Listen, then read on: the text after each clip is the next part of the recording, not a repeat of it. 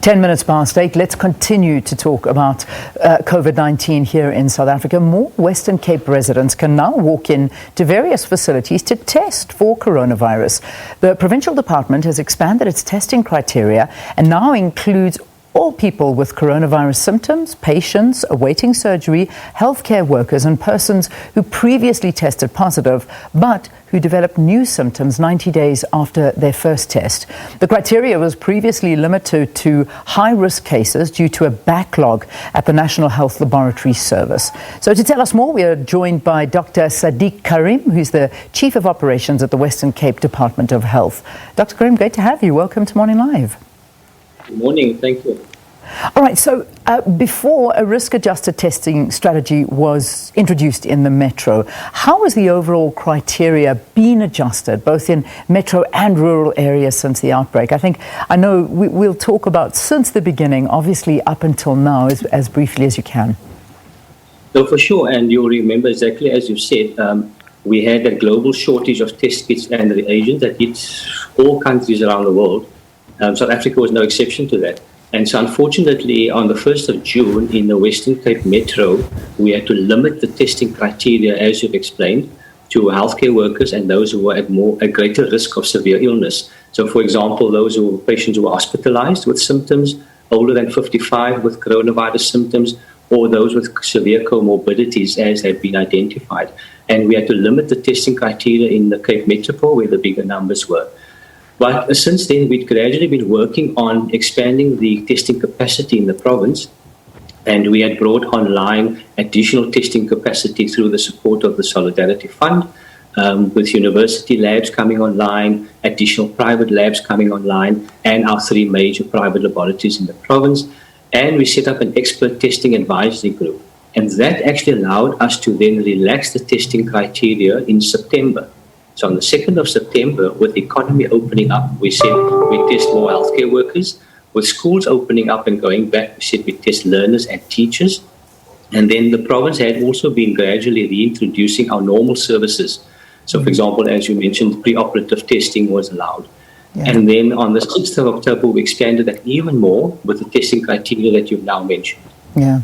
So now it's really open, and I mean, I'm seeing and hearing from people that have gone for tests, the results come back much quicker. In fact, in some instances, the results come back on the day they go for testing within a few hours.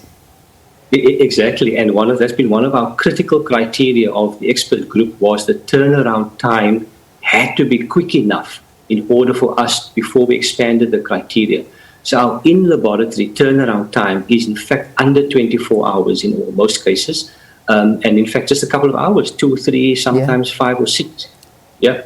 That is ideal. And that really, really is ideal, because I think it was the wait that was a very difficult thing. And then people, of course, not knowing, and some not going into quarantine and going out and infecting others. But obviously, we've been through the criteria now as in the introduction as to who can and can't go and get tested. But an important question is, can you just walk in? Or do you actually still need a referral from your GP or whoever it may be? So it depends. If you're going, obviously, to private sector, you need a referral letter, and those are the criteria set by the private laboratories. But if you're a public sector patient, you can actually just walk in, explain your symptoms, and then from there, the staff will take it forward from there. So I think we really try to open up the testing to make sure as many people as possible can be tested, particularly with the airlines opening up, economy opening up, people are back at work, schools are back. So we really wanted to open up that testing criteria quite significantly. Yeah. So let's get your views. We've just had a conversation with the Minister of Health. He, of course, expressing, great, to a certain extent, relief, but cautious relief and optimism with regard to the numbers here in South Africa. We're witnessing second waves in Europe. In fact, I mean, just this weekend, we saw the biggest number of coronavirus infections recorded ever around the world. Now, we have to keep this in the back of our mind, even though our numbers are looking a lot better than they were. But let me ask you this. How would you describe the infection numbers now that the country has moved to level 1? Well, the Minister is absolutely, as you said, the numbers are definitely coming down, and we're seeing that in the Western Cape. There's no exception to that. So our cases have come down, hospitalizations come down, even the daily number of deaths have reduced significantly. But we remain vigilant, and we are watching for more localized outbreaks in certain areas, and that will help tell us whether there will be a resurgence or not. So we're really keeping an eye out and being quite vigilant in the province. How do we explain this away? Because it's not that, the virus is gone. It's still very much so there, as much as it was during our major times when the infection rate was 15,000, 16,000 people a day. I mean, it's still there, and yet the numbers have gone down completely. Is there a way of explaining this to South Africans? I think it's probably a difficult question, but I suppose part of the reason would be that with a greater number of infections in the first wave, there's probably some element of herd immunity that has started creeping in. And, in the Western Cape, we in fact did a seroprevalence study around and looked at antibody prevalence in that sample. So there's probably some element of herd immunity creeping in. But I think also it's the fact that South Africans, we really need to continue being vigilant. We need to and physical distance, wear our masks, and wash and sanitize hands. And I really think that mantra we must not ease up on that. We have to continue with that.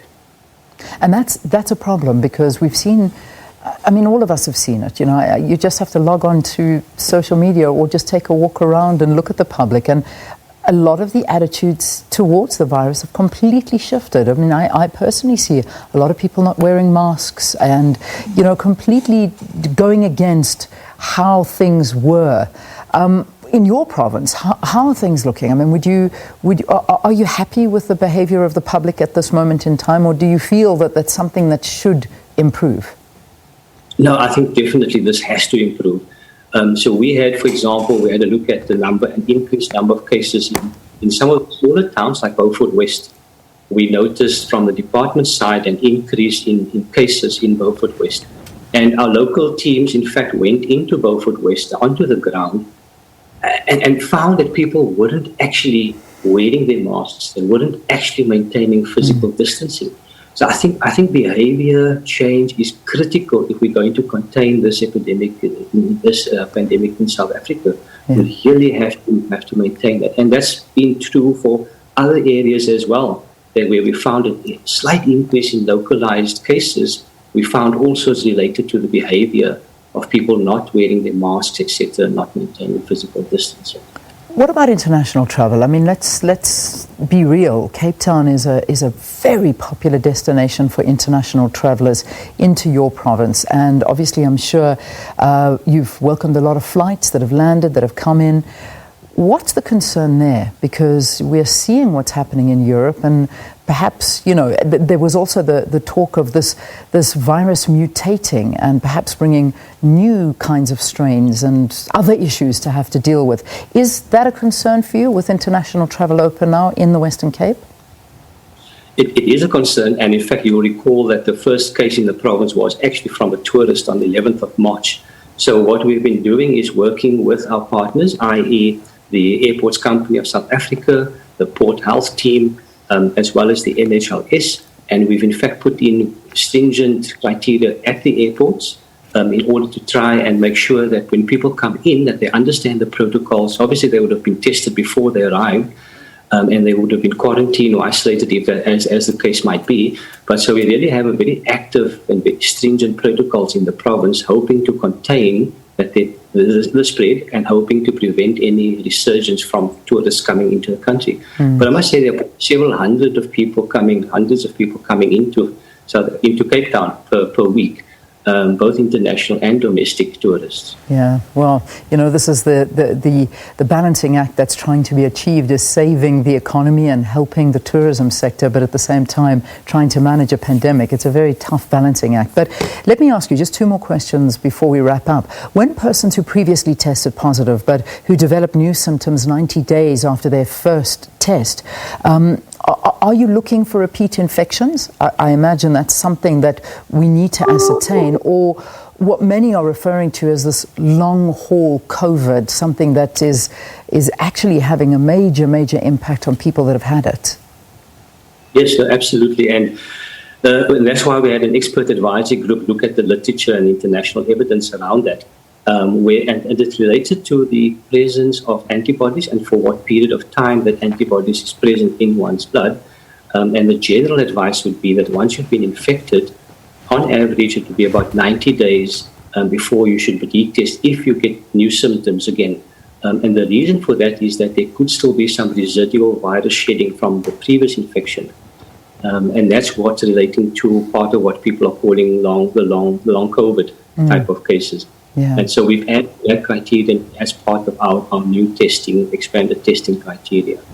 Are you finding reinfections? Have you had many cases in the province? There are some anecdotal cases that we've recorded. We've in fact documented those, and we've passed those along to the NICD and other authorities as well. But worldwide, when one looks at the literature, there are anecdotal cases of it, although the WHO and the CDC and all the other international bodies have still recommended the 90-day period. But we have documented a couple of evidences for cases. Final question before I let you go. Second wave and the likelihood of a second wave. There are very divided opinions on this when it comes to South Africa. The minister's saying that there's just not enough literature available to predict it at this stage. What are your opinions? Absolutely not enough literature available at this stage. You'll remember that Professor Kariem had done, and the MAC had done a sample of, I think it was 114, 17 countries, and out of that about just over 50% had second waves.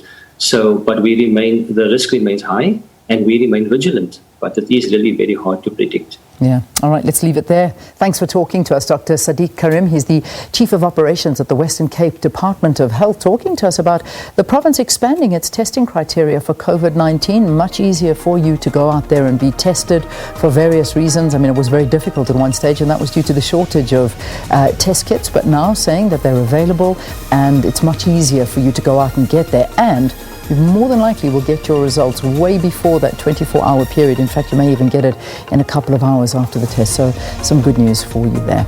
All right.